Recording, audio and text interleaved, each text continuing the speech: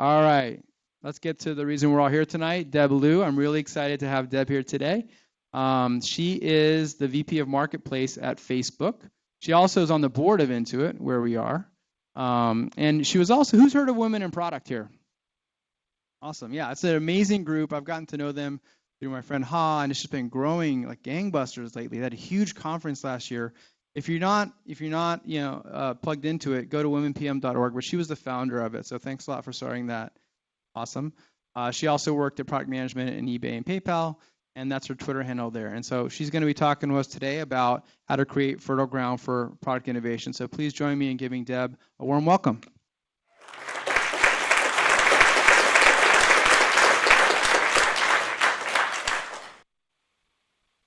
How many of you have an idea that you want to take to execution? Everyone thinks that innovation is all about the idea, right?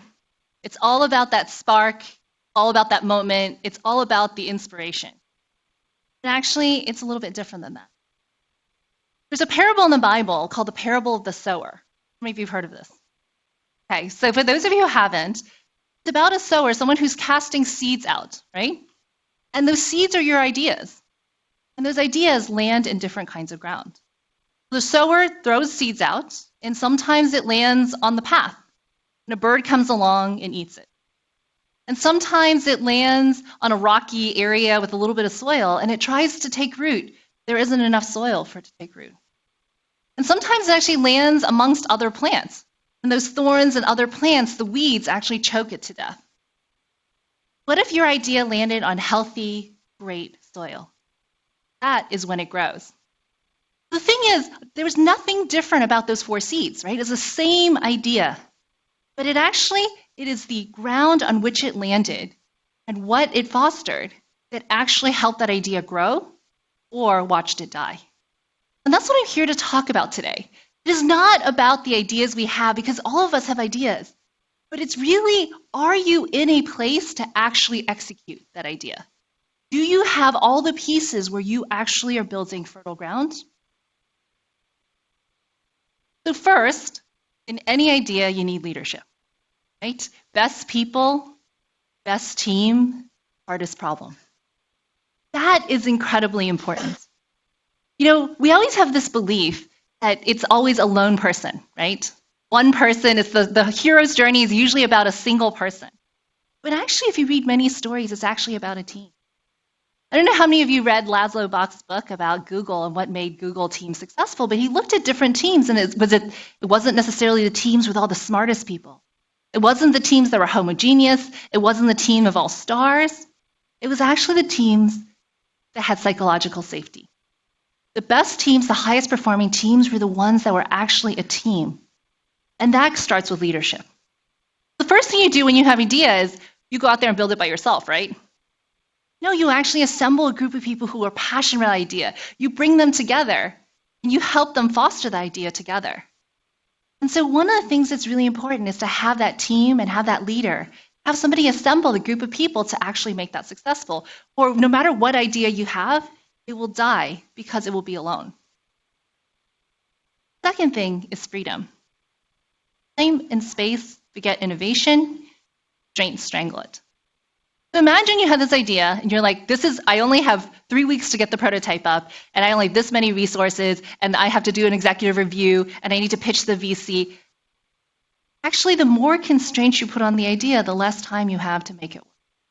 And so the second thing you need to think about is, how much freedom do you have really? So a lot of you raised your hand saying you're from bigger companies, right? So here's what it's like in a big company. You have this idea, and then you go through 100 hoops to actually get the idea so you get enough resources to actually start working on that idea. And you go through another set of hoops once you have a prototype, and all along the way, people are trying to say no to you. That is where innovation dies often. It's not at the idea phase when you're passionate. It is when you grind the team to the ground, saying, hey, did you talk to legal? Have you checked with privacy? Have you talked to the QA team to make sure they have resources to test it? Oh, are you sure that you have the right designer on this project? You probably need this type of designer versus this. Are you going to start on mobile, Android, or iOS? Like literally every single gate, every single time you have to ask that question, someone has the opportunity to say no. And that's actually how ideas die. You might actually land in that fertile soil, but it's so deep and people are choking your idea out. So one of the things that's most important is actually know how much freedom you have. And if you don't have enough, fight for it up front. Because what happens is you have this idea, start working on it, and you hit the first gate. And by the 13th time, your team is exhausted and no one feels like they can get this. That's where a lot of things die as well. But one of the things about constraints is, it is dangerous. It's dangerous to let teams innovate. It feels uncomfortable. So I had a team come to us and said, hey, on Marketplace, of the top 10 searches on Marketplace, 3 of them are for cars. We want to build an autos vertical. That you really want to sell cars on Facebook? And they said, yes. Lots of people want to sell cars on Facebook, and a lot of people want to buy cars on Facebook. And I thought, okay, great. And this team put together a SWAT team. It's a handful of people, and they shipped this product. And it's scary to let a team do something like that. But at the same time, it's an opportunity for you to have impact on the world. And so the thing is, there weren't a lot of gates, there weren't a lot of questions. They said, we want to sign on some partners, we're going to bring partners on board, and they launched. And then they said, okay, we're ready for the next vertical, we're going to rentals. Okay, great. And that team has gone on to rentals. And actually every few months, that team has now innovated and built new verticals every several months. And the thing is, that's the magic of giving a team space and freedom, is that they come up with the idea, they come up with the execution, and the only thing you have to say is you have the time and freedom to do. Third thing is rewards. What you celebrate is what you get. So, every company has stories they tell, right? So if you go to a company, you ask them, what is a successful PM, what does a successful team look like? And they'll tell you. So when you meet people from some companies, they'll talk about the long tenure and how people have been here for a long time. Talk about the passion about customers. Or they'll talk about, how much they really care about the culture. Or they tell stories about a small team that has built something from nothing and with 5 people changed the world. Each of those companies is reflecting what they value in their culture, whether it's stability. So the first team is going to build more stable products. They're going to build more stable products. They're probably enterprise level. They're probably going to be able to build really consistent delivery over a long period of time. The second team probably is going to the second company is probably full of teams that are trying new things all the time. And so their product is probably very fragile. They probably have some outsized gains all the time. And the thing is, you need to know what stories you tell. So if I asked any of you, what is it like working at your company? What does success look like? Just by how you describe it, you can tell what that company values. And if you say it's the team that spent 5 years building this product and was successful, and they met all the gates and they checked all the boxes, then that's what you're going to get. And so the question for you is, what is that story you tell at new hire training? What is that story you tell when new people come on board and they say, how do I succeed here? How do I have impact in this team? If you talk about innovation, you talk about success. So I worked on a small team. It was a handful of people, and we were working on platform. I actually didn't want to work on the project at the time. They said, we really need to work on mobile monetization. Take this on. And I said, I don't do mobile and I don't do ads. So at the time, I'm a commerce person, right, in payments. And so I'd always done desktop work. And they said, no, we really need you to do this. I said, I'll give you 3 weeks. 3 weeks, I'll write a plan. I was previously a consultant, and then I'm out, and I'm going to go work on something. And, this team decided we're going to do something really different. We're going to actually do an ads product that's focused vertically on people we know. So we went and called up all the developers we ever met, and we said, what is your biggest problem? And we went and solved their problem, and we built mobile app install ads, which is now several $1 billion. And the thing is, we were not experts in ads, not experts in mobile. We were not experts in anything. But the story that's told within the company is, hey, these people didn't know anything, but learned how to build something that was innovative because they could think about the industry differently. And so the question for you is, what is that story that you tell all your new hires, your team, company? Is it about a heroic team that started something new? Is it about somebody who came up with a new feature? Is it about a new marketing campaign? All of those things add up to what culture you actually create every single day. Finally, technology. Think about iteration speed and learning speed. When you're innovating, iteration is gold. As you know, some of the sponsors are actually helping you to innovate, right? There's really, how do you test? How do you test fast? But if your technology says you can release, and I used to work at a company where it said you can release basically on these systems that take about 18 months, because there was a 4-month QA period, there was a UAT period, you would spec for 3 months and it was a waterfall. So it would take 18 months. Well, how fast do you think we could innovate? Instead, we have teams that ship things in 2 months, 3 months. Somebody who comes up with an idea to actually go into a whole new vertical and ships in 4 months. That is how fast your technology, you're only limited by what your technology is allowed. And so if you can't iterate really fast, you're not learning fast enough. How can then you can get around that? So even if you're at a company where your technology is limiting you, how can you prototype differently? How do you test out differently? Maybe you could test out buying advertising to see if there's demand. Maybe you can try a different platform. Maybe you can test just like doing user testing by showing people usability. There's so many ways for you to learn, but if you do not have the ability to ship products quickly, you have to find other ways to do it, or you won't know whether you have product market fit or not. And you're constantly waiting. And so imagine that I told you you had 18 months and you had to pick the perfect product, and at the end of the day, you're going to spend millions and millions and millions of dollars of the company's resources, and you better get it. How much innovation do you think will happen in a company like that? And so that's the thing you need to think about, is like, it's all a system. None of these things in isolation can win. You can have the best technology, but no leadership. You can value the right things, but actually reward the wrong things. And so it's really important that you think about how all of these things become the foundation for innovation. Thing is, in any innovation, you hear a lot of things that are very discouraging, because it is always easier to say no than it is to say yes. So how many of you heard things like this?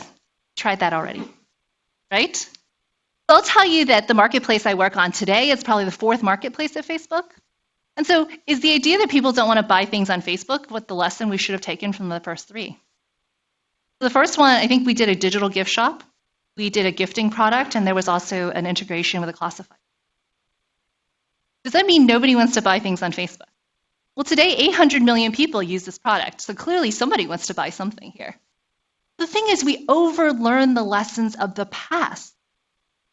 And you think about that, right? So many times at so many companies, the first iteration is, we did this product and nobody wants this. But are you sure? Is it the strategy? Is it the tactic, or the execution? What is the problem? The idea might be different, or it might actually be the same, but we're overfitting the curves. And so we hear this a lot from many teams. And there was one team where, at one point, I had a team where they just said, no, we're not doing any more testing. We're done. We think this is the end of the product. We're just going to actually manage the mature product. Like, really? And so they said, we just don't think that there's anything more to do. And so eventually what we did was that we moved the team to a different office, and we started the team over again. And the next team came up with 100 new ideas and is now a massive success. And it was just that the first team was exhausted. They had been doing the same thing for so long, and the problem just needed fresh eyes, and it needed time. And so in a lot of ways, this is one of the most dangerous things, because everyone's had this idea and tried it once, but did they try it well? Did they do the right things? Are you sure their execution is well? Did they actually prove through execution that their strategy was wrong? Or did they have a crappy strategy? That is something that you can't answer unless you really understand what's happened in the past. The second one you hear a lot is, that's not how it's done here. How many of you have been at companies where it's like, that's just not how it's done, right? I think most of us have been there where it says, oh yeah, well, you have to do this. I worked on a spec template many years ago at a previous company, and literally at the back was 15 or 20 teams you had to vet your product spec with before you finished. Okay? And so imagine you get to the 14th team and you've cleared your spec, and these things are 100 pages, so people are reading them, signing off on them. You get to the 14th team and like, I need a change request. So you had to go back through, we called it the gauntlet. So you go back through the gauntlet, right? And you had to go back to the first 13 teams and say, hey, on page 63, bullet 42, I needed to change this. And then they have to sign off all over again. But that's actually how things worked. And it made it impossible for us to build anything very quickly, because you're constantly sending all your teams to run through the gauntlet.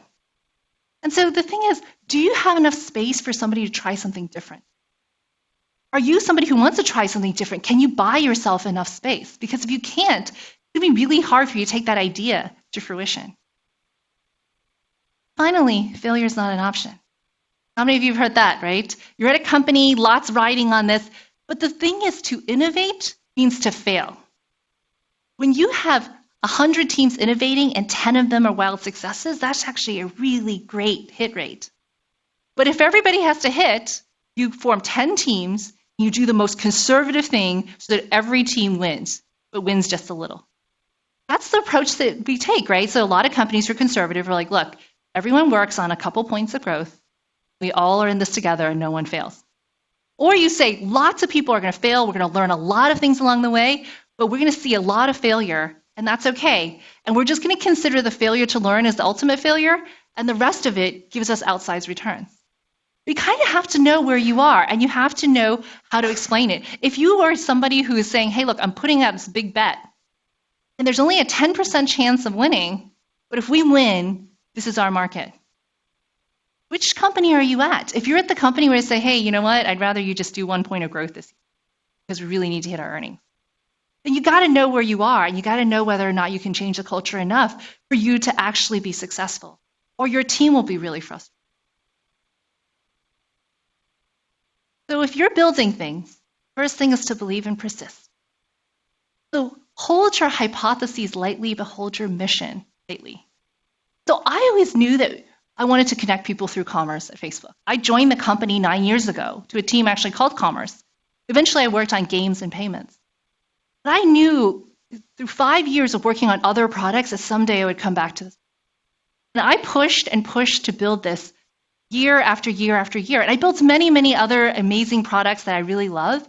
But I always thought there is a place for this product here at Facebook. And so I pushed on it. And you know what? We were wrong the first 5 times. And so, today everyone's like, yeah, this is, it's great success. But, when we first started the project a few years ago, we were like, oh, we saw commerce happening on Pages, so we tried it on Pages. We saw it happening in Groups, so we tried to do that. We did the Marketplace tab, we saw it on messaging. And, the thing is, every hypothesis we had, we were wrong at one point or another. And it doesn't matter because I knew that the ultimate prize was to figure out how to connect people to do commerce on Facebook, not exactly where it was going to be.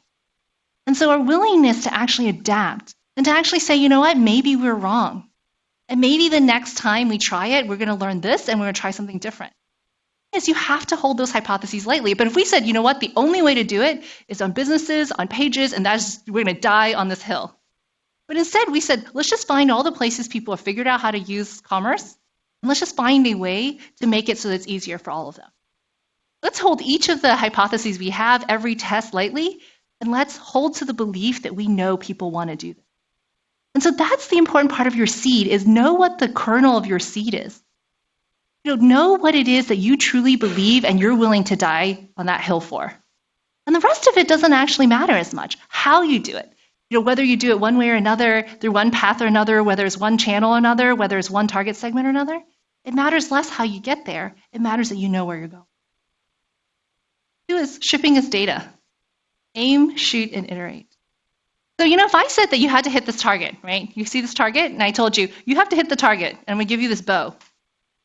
And you just have to figure out how to do it. And I'm like, you need to hit it so that there's an arrow shot in the middle. What do? You start whittling an arrow. Do you try to figure out how many quills you need to put in, how sharp the point is? Or you just take a pencil from the back of the room and you shoot with the bow and see if you're even aiming. So many times we see teams try to perfect their product, but actually if you ship your product, you know whether you're even aiming in the right direction. And so there was a product that we launched where we said, you know what, we need at least more than 1% of people on Facebook to use this product when we launch it. We launched it. And the thing is, if it was way less than that, because we wanted the target was something like 5%. We launched it and it was at 4. So that's within striking distance. And we knew that we were on the right track. But if it was 0.1%, we knew that thing was dead on arrival. The same thing with app install ads. We said, hey, look, people told us they were willing to pay $2 or $3 an install. If it's $200 when we start, it's impossible. But if it's $20, it's doable. The thing is, knowing whether you're actually aiming in the totally different direction or whether you're actually within the ballpark matters a ton. But a lot of teams are so obsessed getting it right that they don't ship. The thing is, imagine you're a team where you shoot that pencil and you have 9 more shots. Or you build the perfect arrow and you have to shoot and hit it on the. Tell me which team is likely to. And so that's the important part about all of this, right? Pick pick the metric that you need to know. If I get this right, this thing is viable. For us, it was retention. When we launched the Marketplace tab, we wanted retention to be good because we can always grow the top of the funnel. But the thing is, if we just didn't ship it, we wouldn't know what the baseline was, and we wouldn't know whether we had a viable product. And so if you think about it, the first step is actually getting a product out the door, not getting the perfect product out the door. So I don't know how many of you seen these charts. This is, succeed fast and fail fast. Because actually true failure is actually not making any progress. And so especially when you're working on new products, look, you get a little bit of a head start, you see some progress. But if you fail fast, you know you made a mistake. If you succeed fast, you know that you're doing something right. But actually failure is just keeping at it over and over and over. Imagine like years in and you still haven't gotten it right. Knowing when to call it is also part of innovation. Knowing that, hey, this test proved that this was not what we should be doing, we're going to pivot to something else. A lot of teams just say, oh, well, we're seeing some traction here, and then they see no escape velocity. Where does that take you? Just keep grinding and grinding and grinding. But instead say, hey, maybe we should try something different. Maybe we should look at our target market and say, hey, we can get this level of growth here, but we can actually get exponential growth elsewhere. Maybe it's a different country. Maybe it's a different cohort. Think about what it takes to actually get to success, or just fail and know that you did it wrong. But actually grinding it out over years over something that's not growing means that you're not doing something. Focus on learning. Learn to learn and then learn to win. So many teams are obsessed about winning, right? But the first step is actually getting it out and learning. Learning what's working, learning what's not working, learning what's working, what's not working. And then look at the data. So once you have a product out there, you can actually do usability studies. You can actually cut the data and see if people are using it. You can look at retention. The minute you're out there, focus on learning what you've learned from the first experiment and what you're trying to learn next. Be really deliberate about what you're trying to learn. I think a lot of times people say, well, like we learned this and then we're going to pivot to this other thing. But actually, learning should be a roadmap. It should be part of your roadmap. Are you testing retention or are you testing acquisition? Are you testing engagement? Are you testing, something else? A lot of times teams just go hope and pray that you have lightning in a bottle. But how many times does that really happen? Instead, focus on saying, if I learn this is not going to work, then I can set that aside. I can try something else. One of the things that we do is we try to launch the most aggressive thing we possibly can just to see what the edge is. And then we bring ourselves back and say, hey, is it something? We would test it with a cohort and say, hey, this is a country where people would be excited about having a pretty aggressive version of this. Let's go test that and see if there's even a baseline.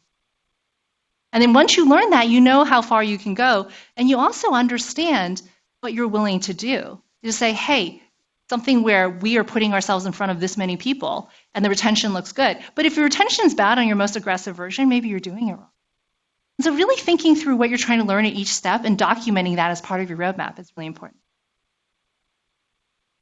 Then we have something we call no sacred cats. This is a cat that we had as an icon for one of our products. And it's about questioning assumptions and questioning yourself. The thing is, we've had this product, we had one of our products for several years, and we would change over product managers every 9 months or so. They would come in, learn the product, and then they would actually cab off into other teams. What we learned was every PM would come back and retest what a previous PM did and get better results. And so what we realized is that, it's because things have changed. We would test something, it wouldn't work, we'd set it aside. And so the first thing the next PM coming in would do is they would actually look at all the failed experiments and pick the ones they thought were most promising and actually retest those. And you'd be amazed that the yield was really high. And so this was a team where every 3 months they would launch like 10 to 15 things. And so these roadmaps were really tight. You're trying to get lots and lots of things in. And what they would try to do is take the most promising things that didn't work before and retest them. And you'd be surprised that every time we posted one of those wins, we called it no sacred cats, which is don't say, hey, someone tried that, it's not going to work. But things change, environments change. And so what we found was that you're willing to question the assumptions made in the past. And with hindsight, you can actually make better decisions in the future. And what we found was just recycling the old tests yielded so many more returns. The other thing was the cycle time. And this team, they cycled through so many things that even if 2 to 3 out of the 15 things hit, you would have a hit on your hands. And so one of the things about that cycle time is that it also gives you a chance to try things and iterate and grow much, much faster as well. But they were also a team that were never wedded to what was done in the past. So there were engineers on the team for many years. And they would, the next PM would come in and like, let's go test that again. And no engineer goes, well, we already tried that. It's not going to work. Instead, they said, okay, let's see what we can do differently. So the thing that you should remember is that assumptions that seem really fixed are often not. But in our minds, we create these walls, we create these barriers, and we say, this isn't going to work. This is not going to be the way that we win. But we're often wrong because things are changing all the time and we're learning more, and you have all the benefit of all the information you've had from the subsequent tests. So if you think about innovation as something that needs nurturing. Not just the seed, it's actually where you plant the seed, how much you water it, how much you take care of it. Think about innovation as the seed that you want to grow and your idea. You need to think about innovation as something that needs nurturing, something that needs support, something that needs space. It's something that needs you to think differently than anything you've done before. So many times I think we get into this situation where you think about the seed and you forget about everything around it. But actually take that idea that you started with and now think about where you're going to plant it. Think that you're going to plant it in fertile soil or not. And if you're not, how are you going to get it there?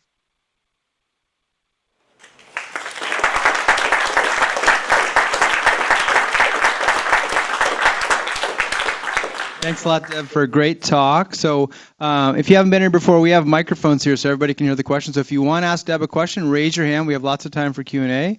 Raise your hand, and Daniel or Mike will give you a mic. And then Deb will say who's got the next question, and then you can grab it. So who's got a question? All right. Here. Thanks for the great talk tonight. A question. So you mentioned something. Can you introduce yourself, please?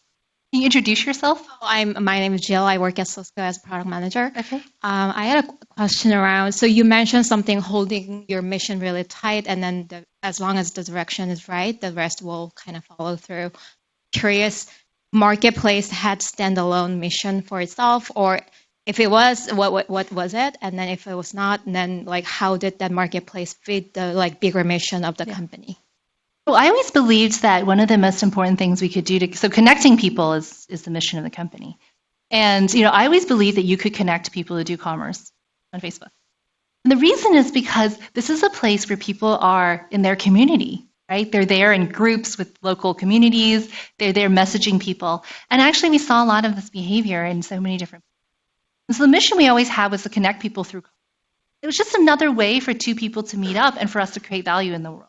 And that has always been the mission of this. And, even when we were a very small team, we were really focused on how do you actually create value? When someone can actually take money and exchange it for good, both people walk away better off.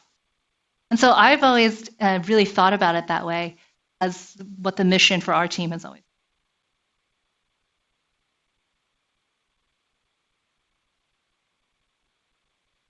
been. All right, who's got another question right here? Hey, we met earlier. My name is Elle. I'm a PM at Medallia. So you mentioned that when you think about fertile ground, you have to think about where your company is at in that journey. If it's an enterprise company, you probably need more stable product.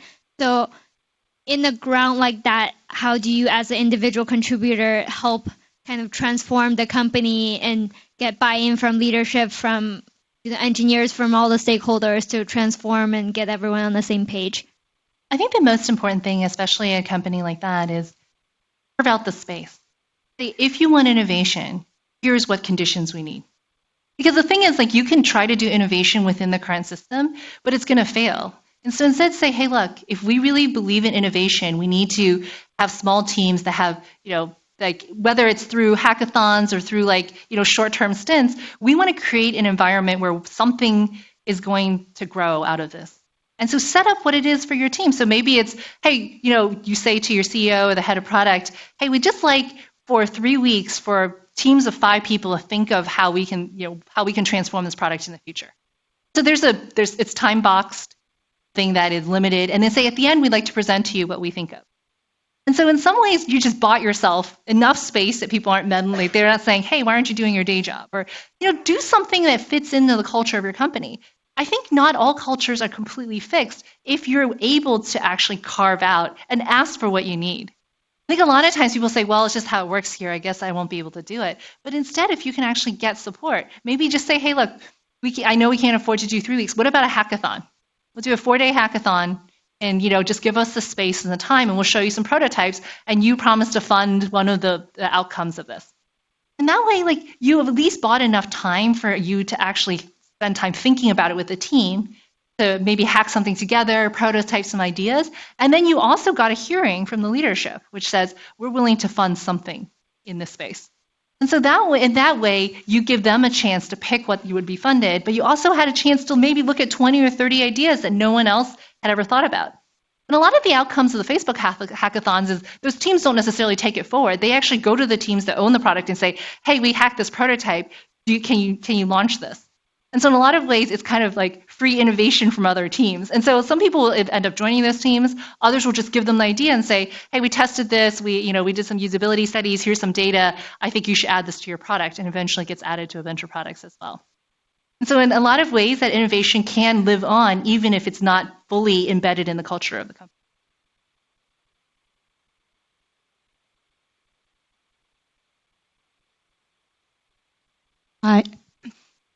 Hi, I'm Missy. I'm an entrepreneur. I was just curious if you can speak more. You kind of touched upon it with the prior question, but more of the structure and sequence of innovation. Perhaps you can use your Facebook experience. Like, what were the steps?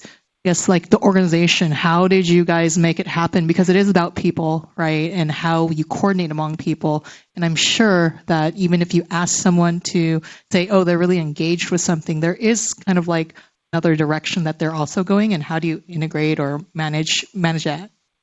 Whenever someone tells a story of how a product is built, it's always very linear, right? We had this idea, prototyped it, we built it and tested with some people, and then we launched it. And I can tell you the story of Marketplace that way, or I can tell you how it really worked, which is you're iterating constantly. And part of it, the storming phase actually gives you certainty around it. Because as you're learning what you're not going to do. You learn what mistakes you made. You're actually, so I think the problem in a lot of these product books and a lot of these product lessons is everything is step 1, step 2, step 3, step 4, and then step 8 is success.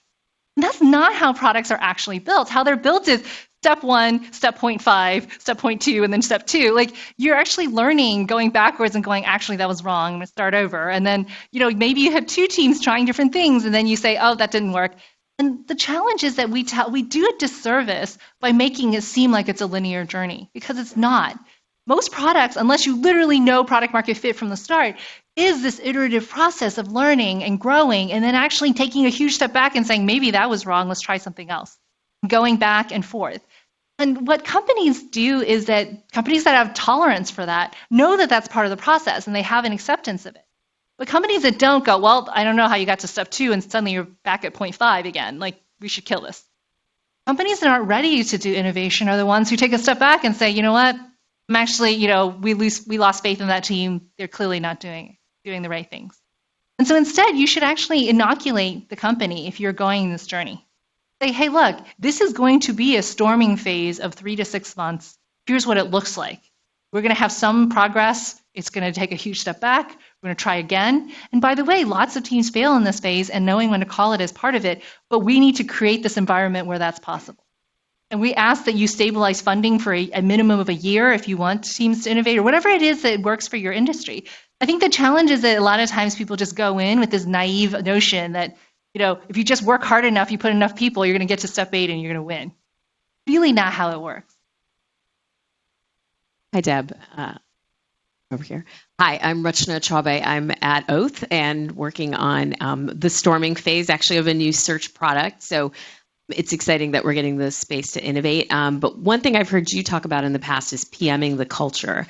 And I'm in an interesting position with a very new team of engineers. And any tips on how to get them excited? Because sometimes I'm finding delivering that message about iterating, people may be a little shy, or they don't know quite how to roll with it. And they want to, I think, again, just understand, and maybe this links to the rewards part. Sure. So would love to hear your feedback. Well, so the story I told at a previous talk was, there was a PM who came to me, said her team was doing a great job. She felt like she had just joined maybe 6 months ago. And she said, hey, the team's doing great, but I'm having this problem where I don't feel like we're really acting as. And I said, well, what is your culture like? And, she's like, well, I kind of share an engineering leader with someone else. And so, we kind of split, and not everyone works on my product. And so they're not really my full cross-functional team. And she would explain all these problems. And I said, well, why don't you fix the culture? You should have a team name. You should have, you should have, who you are, what you stand for, what your mission is. And she said, well, I'm just not good at this culture stuff. And I said, how about you PM your culture like you PM your product? And she came back a few months later and she's like, it worked. And I said, well, what changed? And she said, I really now put PM thinking on the culture. And so that's what I would say about a team is you have to PM the team too. A lot of times we think about, this we have the strategy and then we have these tactics and we have this execution and all of those things. But actually a team is a family, and a team is a group of people moving in the same direction together. So what makes them want to be a part of your team? Especially if many of you, the Oath is a bigger company, these people can leave and go work on something else anytime, right? So in a lot of ways, what draws them is being a part of something greater than themselves.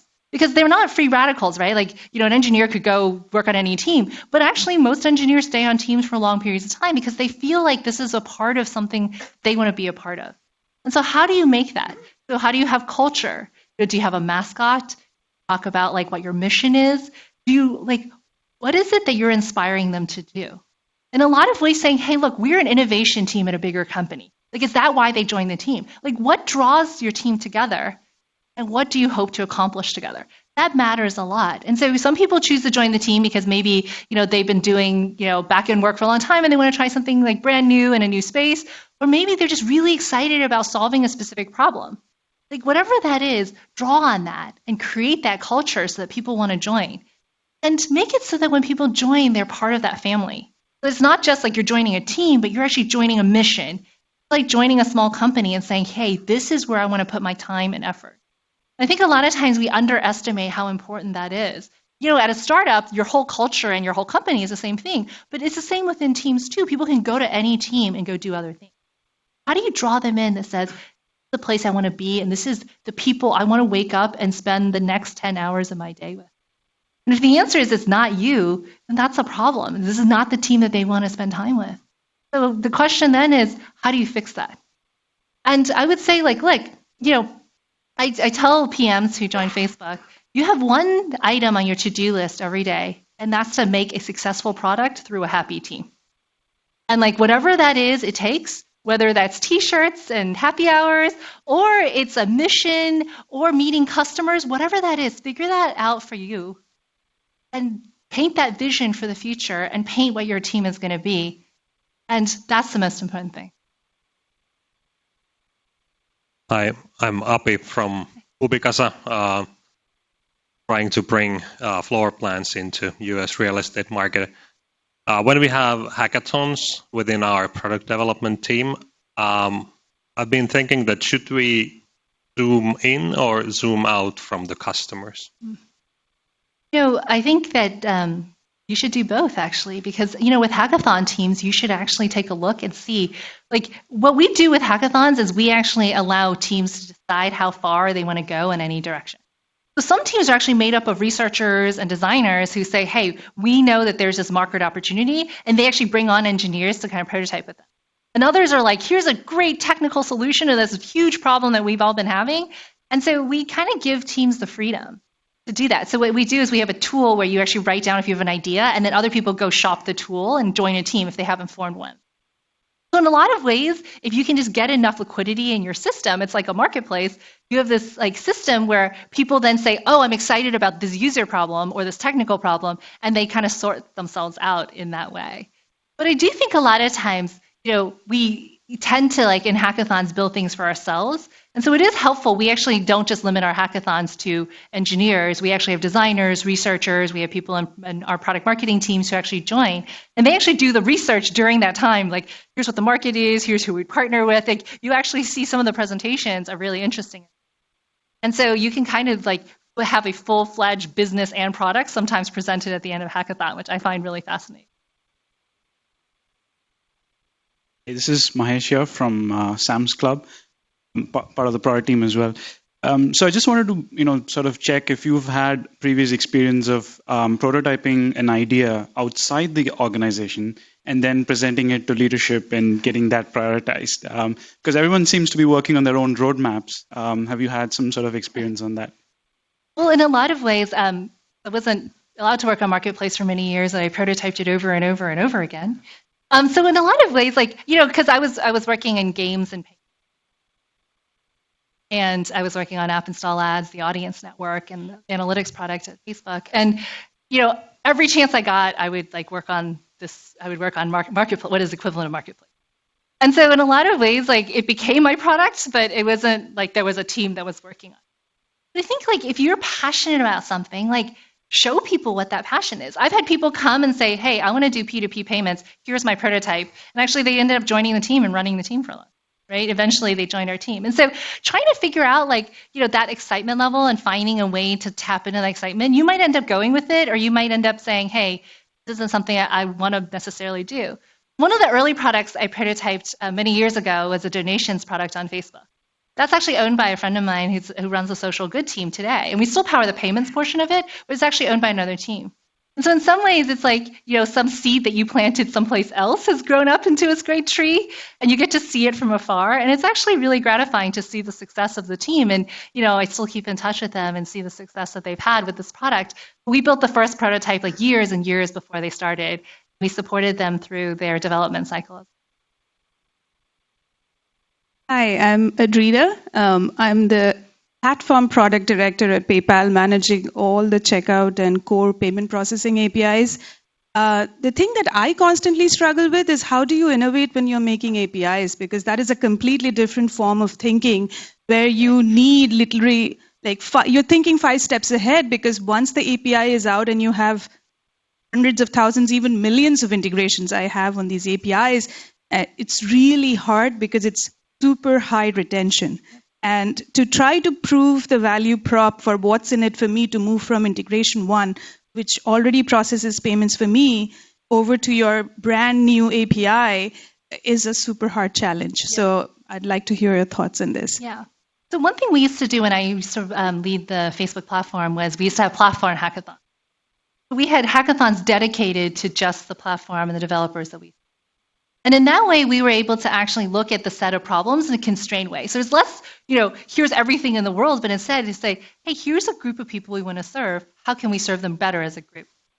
And I think in that way, constraining the thinking to a space forced everyone to actually think about, how do we think about developers? How do we think about the next gen of what we want to build? And it actually yielded some of the products that we eventually launched. And so I do think sometimes the best way to do a hackathon is not to do everything, but to actually constrain it to a set of problems that you want to solve. My team right now is in Seattle, and I'm flying out in half an hour. I'm leaving here to go to the airport in half an hour to actually see them, and they're doing a tools hackathon. They want to improve the internal tools of our system, and so they're working on that. And so in a lot of ways, by constraining what your hackathon is, it forces the thinking to the thing that you want to do, and it helps get the best minds on your set of problems. And so, it's hard if you're just constantly saying, hey, there's a wide open hackathon with everybody at the company, and here's something that's going to be really innovative, but it's really hard to show people. But instead, have them think about your problem. What if you just got that as your theme, and you actually start working on that instead?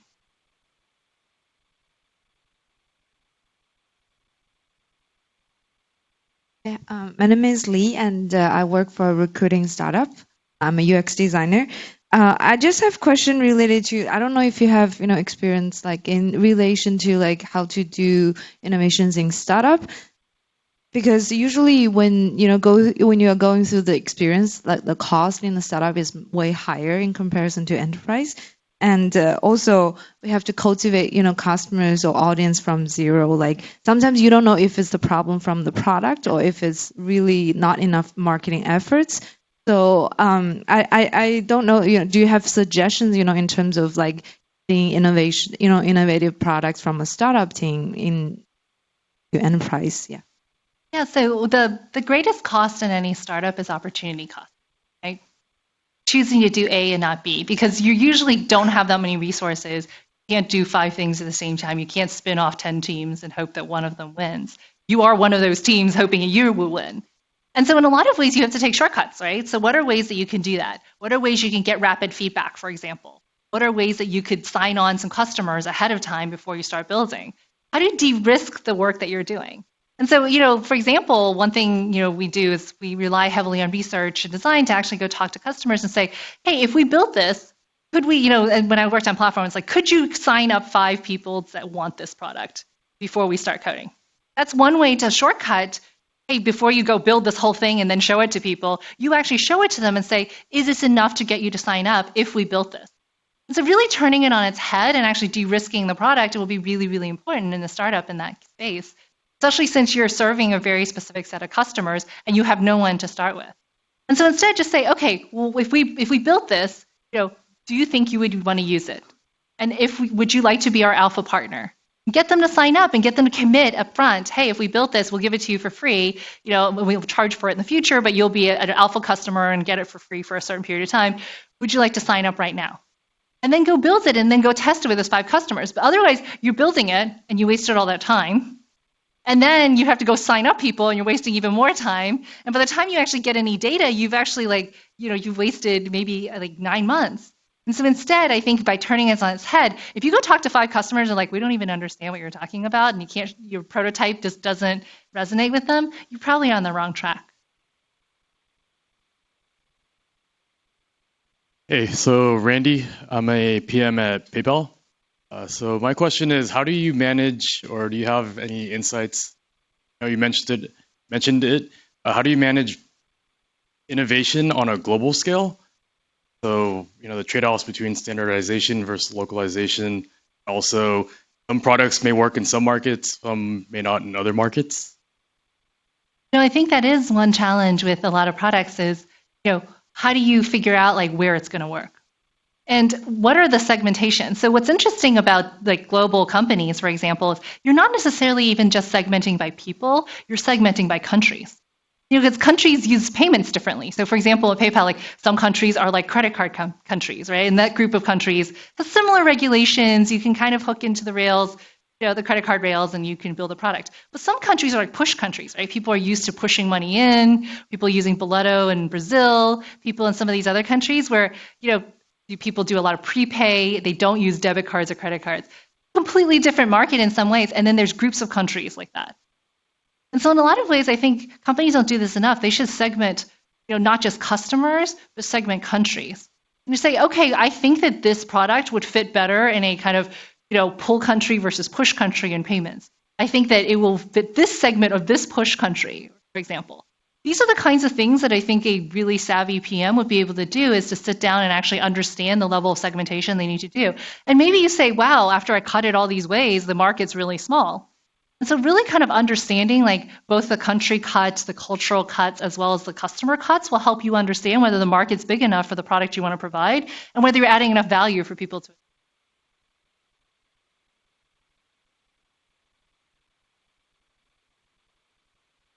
Running out of questions. You answered everything. We got one more. All right, here we go. Hi, Brendan Foley, product management from Atlassian.